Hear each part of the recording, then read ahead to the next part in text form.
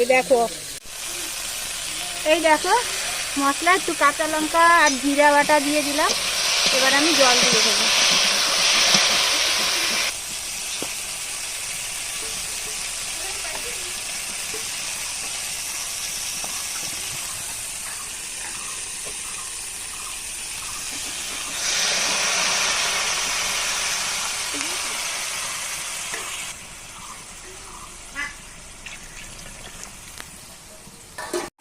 দেখো এবার তরকারির ঝোলটা একটু ফুটে নিক, তারপরে মাছ দেব।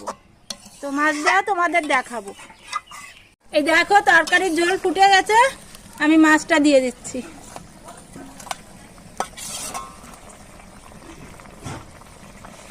এবার মাছ আর সবজিতে ভালো করে জাল হোক, নামানোর সময় তোমাদের আবার দেখাবো।